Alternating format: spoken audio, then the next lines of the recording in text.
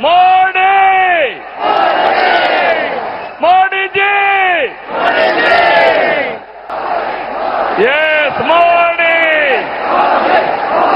Louder.